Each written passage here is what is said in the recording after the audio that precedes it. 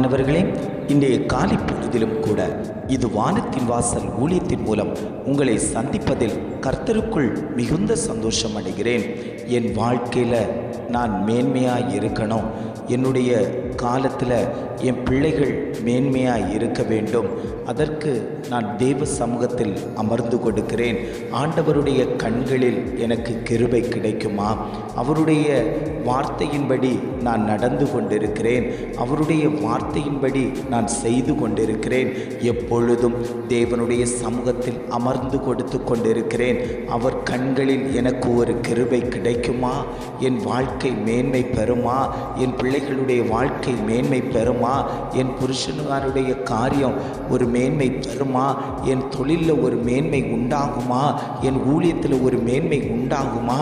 இதெல்லாம் ஆண்டவர் கிருபை வைத்தால்தான் நடக்கும் என்று அநேகர் தேவ சமூகத்தில் காத்து கிடக்கிறீர்கள் அல்லவோ? உங்களை பார்த்துத்தான் ஆண்டவர் சொல்கிறார், என் கண்களில் உங்களுக்கு கிருபை கிடைத்தது, நான் உங்களை உயர்த்துவதற்கு சித்தமாய் இருக்கிறேன் என்று இன்றைய காலை பொழுதில் ஆவியானவர் ஒவ்வொரு குடும்பங்களையும் பார்த்து அவர் வாக்கு கொடுத்து கொண்டிருக்கிறார். இன்றைய காலை பொழுதிலும் கூட ஆண்டவர் நமக்கு தரக்கூடிய நல்ல வார்த்தை என்னவென்றால், ஏசாயா 54 அதிகாரம் 8 இவ்வாறாக சொல்லுகிறது, நித்திய கிருபையுடன் உனக்கு இறங்குவேன். வசனம் இவ்வாறாக சொல்லுகிறது, நித்திய கிருபையுடன் உனக்கு இறங்குவேன். ஆண்டவர் குடும்பத்தை பார்த்து சொல்லுகிறார், நித்திய கிருபையுடன் உங்களுக்கு நான் இறங்கக்கூடிய தகப்பனாய், உங்கள் குடும்பத்தில் நிலை பெற்றிருக்கக்கூடிய தகப்பனாய், உங்களை வழிநடத்தக்கூடிய தகப்பனாய் நான் இருப்பேன் என்று ஆவியானவர் குடும்பங்களை பார்த்து பேசிக்கொண்டிருக்கிறார். அநேக குடும்பங்களில் ஆண்டவருடைய மகிமையை கண்டும் அவர்கள் வீணாய் அநேக காரியங்களை செய்து கொண்டிருக்கிறார்கள். ஆண்டவர் எவ்வளவு நல்லவர் என்பதை ருசித்து பார்த்தும் பாதைகள் மாறி போகக்கூடிய குடும்பங்கள் உண்டு. தேவனை ஆராதிப்பதற்கு ஆலயத்திற்குள் கடந்து வந்து முழு மனதோடு தேவனை ஆராதித்துவிட்டு குடும்பங்களுக்குள் கடந்து போகும்போது தேவனை மறந்துவிடக்கூடிய குடும்பங்கள் உண்டு. ஆனால் ஒரு சில நபர்கள் தேவனை தன்னுடைய இருதயத்தில் முழு மனதோடு அவரை ஏற்றுக்கொண்டு, ஆண்டவரே என் குடும்பத்தில் உம்முடைய கிருபை இறங்கட்டும் என்று சொல்லி கேட்கக்கூடிய அநேக குடும்பங்களும் உண்டு. ஆண்டவர் சொல்லுகிறார், அந்த குடும்பங்களை பார்த்து என்னுடைய கிருபை உங்கள் மேலே வைக்கப்படும், என்னுடைய கிருபை உங்கள் மேலே வைக்கப்படும் போது எந்த சத்துருவும் அவைகளை தொடுவது இல்லை, எந்த போராட்டங்களும் அவைகளை மேற்கொள்வதில்லை. கர்த்தருடைய ஒரு வேலியடைப்பு உங்களுக்கு உண்டாகும் என்று ஆவியானவர் குடும்பத்தை பார்த்து ஆண்டவர் பேசிக்கொண்டிருக்கிறார். அந்த தெய்வம்தான் உங்கள் குடும்பத்தை பார்த்து சொல்லுகிறார், மலைகள் விலகினாலும் பர்வதங்கள் நிலை பெயர்ந்தாலும் என் கிருபை உன்னை விட்டு விலகாமலும் என் சமாதானத்தின் உடன்படிக்கை நிலை பெயராமலும் இருக்கும் என்று உன்மேல் மனது உருகுகிற கர்த்தர் சொல்லுகிறார் என்று ஆவியானவர் குடும்பத்தை பார்த்து அவர் சொல்லுகிறார். உங்களுக்கு விரோதமாய் பெரிய பெரிய மலைகள் உங்களுக்கு முன்பாக வைக்கப்பட்டிருந்தாலும் இந்த மலையை நான் எப்படி தாண்டுவேன், இந்த பர்வதத்தை நான் எப்படி தாண்டுவேன், எனக்கு முன்பாக வைக்கப்பட்டிருக்கக்கூடிய இந்த பர்வதம் என்னை மனவேதனை உண்டாக்கி கொண்டிருக்கிறது, நான் என்ன செய்வேன் என்று நீங்கள் அழுது விழித்து கொண்டிருக்கிறீர்கள் அல்லவோ? துன்பத்தை போல ஒரு பர்வதம், வியாதி ஒரு பர்வதமாய் இருந்து கொண்டிருக்கிறது, கடன் பாரம் ஒரு பர்வதமாய் இருந்து கொண்டிருக்கிறது, பிள்ளைகளுடைய காரியம் ஜெயம் பெற முடியாமல் ஒரு மலையை போல ஒரு பர்வதத்தை போல எனக்கு முன்பாக இருந்து கொண்டிருக்கிறதே, நான் என்ன செய்வேன் என்று நீங்கள் நினைத்து கொண்டிருக்கிறீர்கள் அல்லவோ? ஆண்டவர் சொல்லுகிறார், என் கிருபை உன்னை விட்டு விலகாமல் அந்த கிருபை உன்னோடு கூட இருக்கும்போது இந்த பெரிய மலைகளை, இந்த பெரிய பர்வதத்தை, இந்த பெரிய தண்ணீரை, இந்த பெரிய ஆறை, இந்த பெரிய அக்கினியை நீ கடந்து போவதற்கு உனக்கு நான் இரக்கம் செய்வேன். நித்திய கிருபை உன்மேல் வைக்கப்படும் போது அது எப்பேற்பட்ட பெரிய பர்வதமாய் இருந்தாலும் அதை உடைத்தறிந்து கொண்டு போவதற்கு கர்த்தர் இரக்கம் செய்வேன் என்று குடும்பங்களை பார்த்து அவர் பேசி கொண்டிருக்கிறார். எத்தனையோ முறை விழுந்து கிடந்தேன் ஆண்டவரே, எத்தனையோ முறை என்னால் முடியாது என்று சொல்லப்பட்ட இடத்துல தேவனுடைய கிருபை என்னை தூக்கி எடுத்ததே, என்னை தாங்கினதே, என்னை பலப்படுத்தினதே.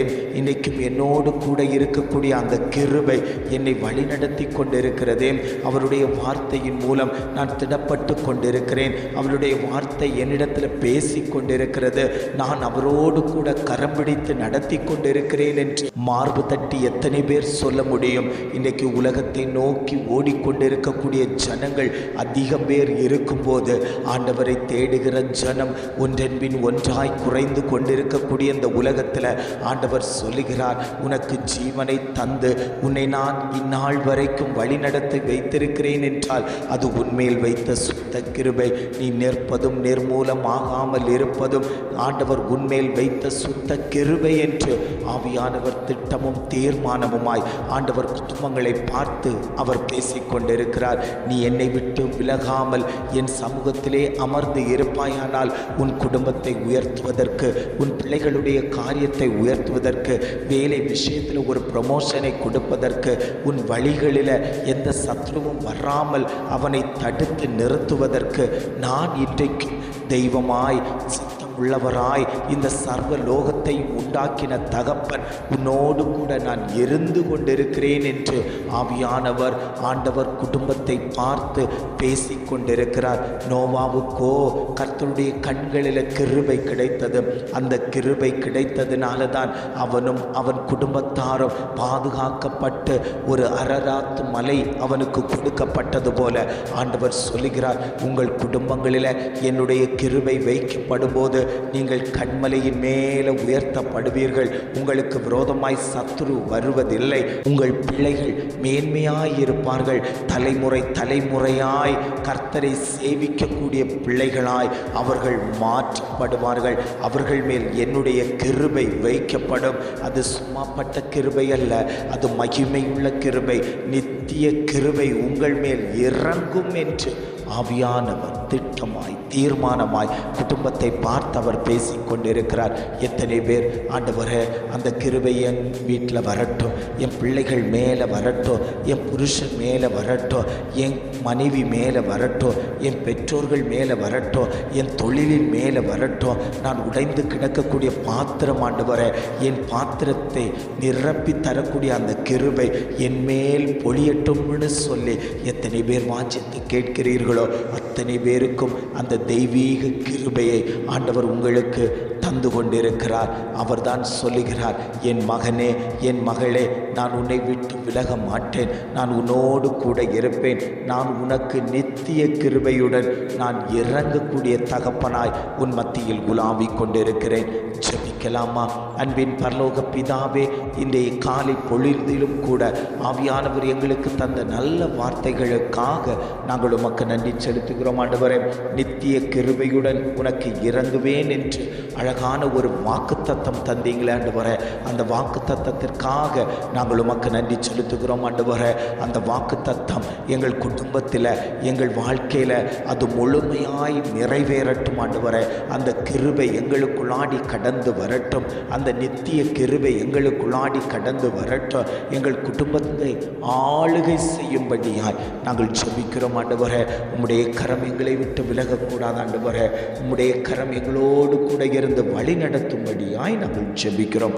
இம்மட்டுமாய் நடத்தின தேவன் ஆண்டவரே, இதை கேட்டுக்கொண்டிருக்கக்கூடிய ஒவ்வொரு குடும்பத்திலேயும் தேவ கிருபை வெளிப்படும்படியாய் நாங்கள் ஜெபிக்கிறோம்.